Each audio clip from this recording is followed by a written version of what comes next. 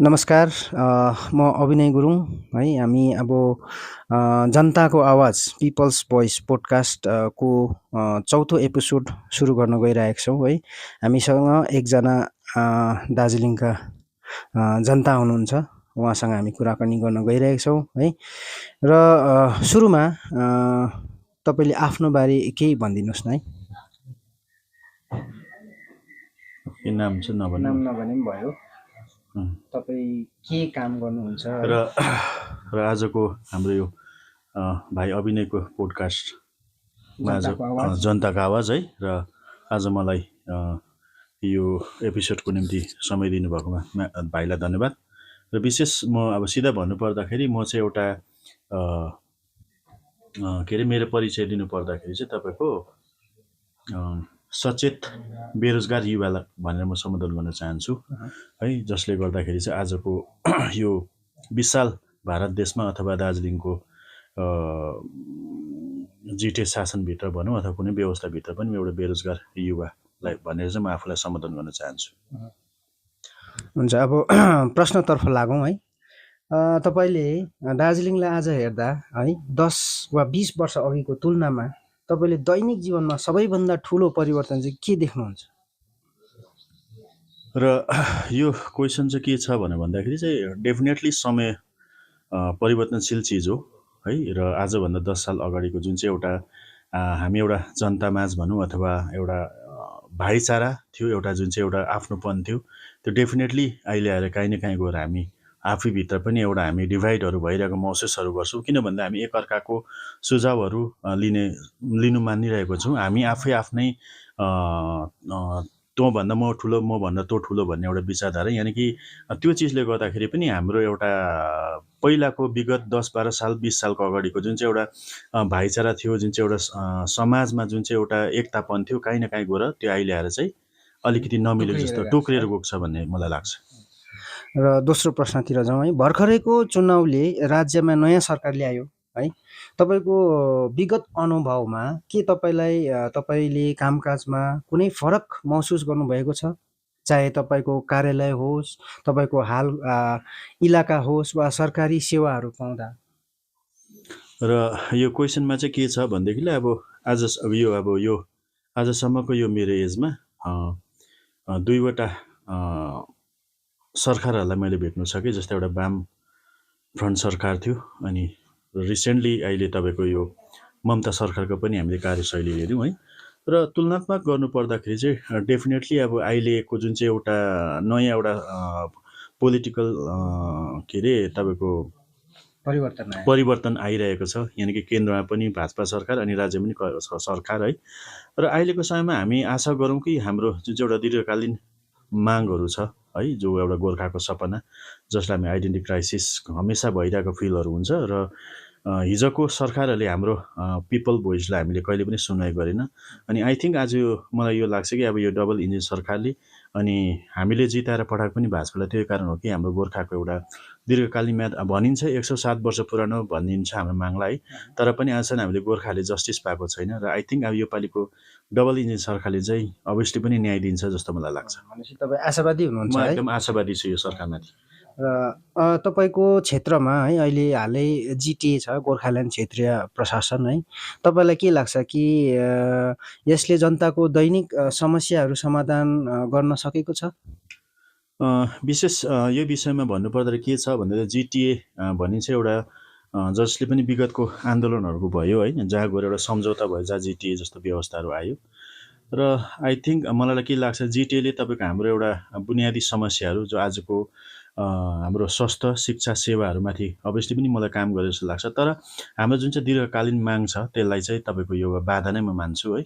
र एउटा जुन चाहिँ एउटा पब्लिकको एउटा जुन एस्पिरेसन छ, काहीँ न काहीँ आज आएर सोच्दाखेरि एउटा बाधा नै हो जस्तो लाग्छ। अनि हाम्रो एउटै पनि माग चाहिँ के छ भने छुट्टै राज्य नै हुनुपर्छ भन्ने एउटा मलाई लाग्छ। छुट्टै एउटा राज्य हाम्रो स्टेट चाहिँ आफ्नो स्टेट हुनुपर्छ भन्ने कुरो चाहिँ मलाई लाग्छ।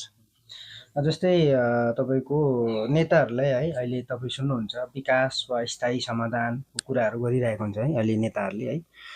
तपाईँलाई के लाग्छ यो वास्तविक अर्थ के होला? यो जस्तै पिपिएस भन्ने कुरा छ है दार्जिलिङमा, यो पिपिएस भन्ने कुरा चाहिँ के होला? अब यहाँ हेर्नुहोस् न, अहिले अब त्यही त अब धेरै अब जनता अनुलतामा छ है। कसैले बेस्ट अफ द बेस्ट भन्छ, कसैले तपाईँ 6 सेड्युल भन्दैछ, कसैले युनियन टेरिटरी भन्छ, कसैले पिपिएस भन्छ है। तर एक्चुअली दिनु खोजेको सरकारले के हो त्यो पनि आजसम्म पनि हामीलाई खुलाएको छैन सरकार पक्षबाट होइन। अब मलाई चाहिँ एउटा कुरो के लाग्छ भनेर भन्दाखेरि चाहिँ अब हामीले जुन चाहिँ एउटा आजको समयमा जुन चाहिँ एउटा स्टेटमा हामीले जुन चाहिँ सरकारलाई ल्यायौँ, भाजपा सरकार ल्यायौँ होइन, र 2009 देखि हामीले जिताउँदै ल्याएको हो। र हाम्रो एउटा एसपिरेसन पनि पिपल के छ भने हाम्रो छुट्टै राज्य नै हो नि त। तर आज आएर फेरि यहाँकै हाम्रो नेताहरूले चाहिँ त घरि पिपिएस भन्छ, घरि के भन्छ, अनि हामी माग्नेहरू नै काहीँ न काहीँ गएर त अनुलता परेको जस्तो पनि फिल हुन्छ है। र मलाई लाग्छ नेताहरू काहीँ अनुलताहरू, तर जनता चाहिँ एकदम क्लियर छ कि हाम्रो एउटा छुट्टै राज्य बनिनुपर्छ भन्ने कुरामा चाहिँ म मतलब गोर्खाल्यान्डै हो पिपिएस गोर्खा जनताको उसमा चाहिँ है। पर्मानेन्ट पोलिटिकल सल्युसन भने चाहिँ गोर्खाल्यान्ड नै हो जस्तो मलाई लाग्छ। अर्को कुरा है, के तपाईँको नजरमा है कुनै यस्तो नेता छ जसलाई चाहिँ तपाईँले विश्वास गर्नुहुन्छ है, उहाँले केही फरक ल्याउनुहुन्छ यो दार्जिलिङमा भन्ने तपाईँको नजरमा कोही छ? अब अहिलेसम्म भन्नुपर्दाखेरि चाहिँ अब मलाई आजको समयमा त कोही पनि त्यस्तो छैन, जसले गर्दाखेरि चाहिँ के छ भनेदेखिलाई नेताहरूले जति भाषणमा उहाँको शब्दहरू हुन्छ तर जब कार्यान्वयनमा त्यो सिमिलर देखिँदैन, त्यसले गर्दा चाहिँ अब मेरो अहिले कोही त्यस्तो छैन जो आदर्श म मान्छु पोलिटिकल लिडर्सको रूपमा। आदर्श एउटा नेता दार्जिलिङमा छैन भन्ने कुरा लाग्छ। अर्को प्रश्नतिर जाउँ है। गोर्खाल्यान्डको माग अघि हालै तपाईँले पनि भन्नुभयो है 107 वर्ष पुरानो भनेर है। के तपाईँलाई लाग्छ कि यो जुन डिमान्ड छ समयअनुसार बदलिएको छ कि विकसित भएको छ होला यो डिमान्ड? र अब जुन चाहिँ अब सुन्छौँ हामी 107 वर्ष भयो अरे, यति वर्ष भयो अरे, 106 वर्ष भयो अरे भन्ने कुराहरू छ होइन। र एउटा कुरो चाहिँ के छ भनेदेखिलाई अब त्यही त छ त। अब मैले भन्दै गरेँ के छ भनेदेखिलाई अब यत्रो सङ्घर्ष हामी गोर्खाहरूले गरेको छ होइन। एउटा भारत देश बनाउनुको लागि गोर्खाहरूको ठुलो एउटा योगदान छ, तर पनि हामीले एउटा भारत सरकारले हामीले न्याय दिएको छैन होइन। र अब विगतको आन्दोलनहरू हेर्दाखेरि एकदम हिंसात्मक थियो आन्दोलन, अनि आजको दिनमा काहीँ न काहीँ गएर एउटा बौद्धिक स्तरमा काम गर्नेहरू गरिरहेको छ। र अब योपालि पनि अब हामीले डबल इन्जिन सरकारबाट पनि योपालि हामी पाउन सकेनौँ भन्दै चाहिँ मलाई लाग्छ कि आउँदो समयमा हामी बहुतै अझै पनि हामी टुक्रेर जान्छौँ जस्तो मलाई लाग्छ। र यो समय चाहिँ तपाईँ हाम्रो लागि चाहिँ एउटा राम्रो समय हो, जहाँ गएर चाहिँ एउटा नेताहरूले सही तपाईँको एउटा डिप्लोमेटिक तरिकाले हामी तर्कहरू राख्न सक्यौँ भने चाहिँ मलाई लाग्छ योपालि हामी छुटिन सक्छौँ। तर युनानिमस डिसिजनको साथ हामी जति पनि पोलिटिकल लिडर्सहरू छ एकसाथमा उभिएर तपाईँको एउटा फोरम बनाएर हामी काम गर्न सक्यौँ भनेदेखिलाई चाहिँ हामी योपालि फतेह गर्न सक्छौँ जस्तो मलाई लाग्छ। यदि है तपाईँले दार्जिलिङ बाहिरको मान्छे, अब यहीँको मान्छेलाई त हामीले गोर्खाल्यान्ड के हो भन्नु हामीले यहाँको मान्छेलाई त थाहा छँदैछ है। तपाईँले सपोज बाहिरको मान्छेलाई चाहिँ यो बारे अब दार्जिलिङको यो पहिचान, हाम्रो यो गोर्खाल्यान्ड डिमान्ड छ है, यो पहिचान र राजनीतिक स्वायत्तताको मुद्दा हो है, यो तपाईँले बाहिरको मान्छेलाई बुझाउनु पर्यो भने चाहिँ तपाईँले कसरी बुझाउनुहुन्छ? र विशेष के छ भनेर भन्दा चाहिँ आज पनि अब हामी भारत देशमा हामी बस्छौँ, तर पनि आज दिनमा गएर हाम्रो असल पहिचान छैन। जसरी आज हेर्नु पर्दाखेरि बिहारीहरूको बिहार छ होइन, जसरी तपाईँको धेरैवटा स्टेटहरू बनिसकेको छ। अनि आजको दिनमा गएर मलाई एउटा के काम लाग्छ भनेर भन्दाखेरि चाहिँ आजको दिनमा गएर सबै भाषीहरूको लागि आफ्नो भाषा मतलब एउटा स्टेट छ आफ्नो आफ्नो। जस्तै पन्जाबको लागि पन्जाबीहरूको लागि पन्जाब छ भनेदेखिलाई त्यसरी नै हामी आजको दिनमा गएर पनि यत्रो साल हामीले भारत देशमा आउनुमा यति हामी तपाईँको सङ्घर्ष र हाम्रो योगदान छ, तर पनि आज हामी भारत देशको हौँ भन्नुको लागि चाहिँ आजको दिनमा गएर हामी दार्जिलिङदेखि बाहिर अरू स्टेटमा गयो भनेदेखिलाई चाहिँ हामीले बताउन एकदमै साह्रो छ। किनभने आज पनि हामीलाई नेपालसँग तुलना गर्ने धेरै हामी ठाउँमा देखिन्छ होइन। र त्यसले गर्दा चाहिँ यो पेन चाहिँ आजको दिनमा गएर धेरै जो आज बाहिर गएर आजको दिनमा गएर पलायन भएर जो तपाईँको बाहिर देशतिर कामहरू गरिरहेको छ, अदर स्टेटतिर गरिरहेको छ, उहाँहरूलाई यो एकदमै भान भएको कुरा हो। र हामीलाई लाग्छ कि योपालि जति पनि जसले पनि जितेर आउनुभएको छ होइन, र हामी एउटा नेपाली, हामी गोर्खा हौँ भन्नुको लागि चाहिँ एउटा हामीले आज पनि तपाईँको धेरै पक्षहरू आफ्नो राख्नुपर्ने हुँदाखेरि चाहिँ योपालि हामीलाई लाग्छ कि हामीले डबल इन्जिन सरकारले हामी न्याय दिन्छ भन्ने कुरामा चाहिँ आशावादी छौँ। र तर भारत देशमा हुँदाखेरि पनि आजको दिनमा गएर हाम्रो आइडेन्टिटी क्राइसिस चाहिँ अझै पनि त्यति नै भइरहेको छ। के तपाईँलाई लाग्छ कि हालैका राजनीतिक घटनाक्रमहरूले है स्थायी समाधानको लक्ष्य नजिक ल्याएको छ वा अझै बढी अनिश्चितता सिर्जना गरेको छ? डेफिनेटली किनभनेदेखिलाई जुन चाहिँ एउटा तृणमूल सरकार जुन चाहिँ थियो त्यसलाई अब 15 वर्ष शासनलाई एन्टी इन्कम्बेन्सी जस्तो भएर गएको थियो। र आज तपाईँको बिजेपीले तपाईँको जब सत्ता हासिल गरिसकेपछि सबैको एउटा मान्छेको मनमा थियो कि हामीलाई एउटा राम्रो हुन्छ गोर्खाको एउटा किन भन्दा हाम्रो प्रधानमन्त्रीज्यूले पनि भन्थ्यो अच्छा दिन आएगा भन्नेवाला थियो है।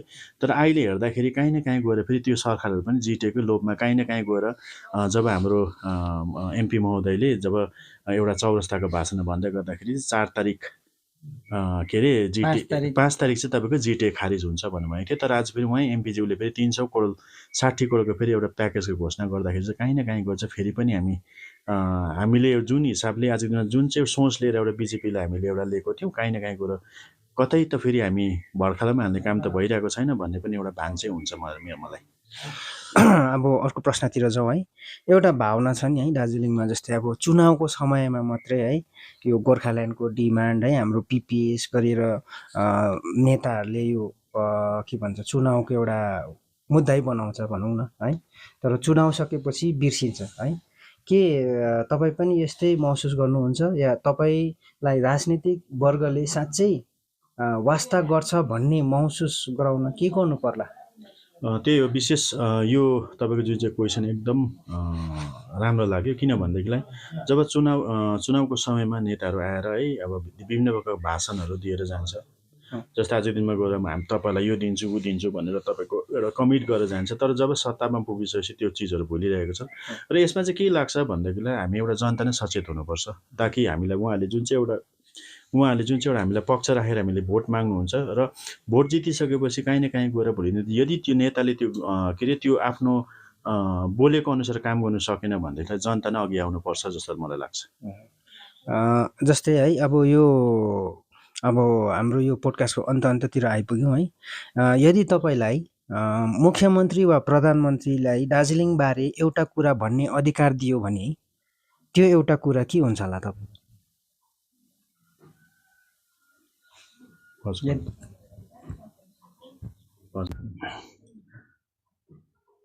र जुन चाहिँ अब यदि त्यो सिचुएसन क्रिएट भयो अथवा त्यो मैले समय पाएँ भनेदेखिलाई अब भारतको प्रधानमन्त्री अनि राज्यको मुख्यमन्त्रीले यो भन्न चाहन्छु कि हामी एउटा भारतको एउटा असल नागरिक हौँ र सच्चा हाम्रो गोर्खाको एउटा बलिदान छ यो भारत देश बनाउनुमा है।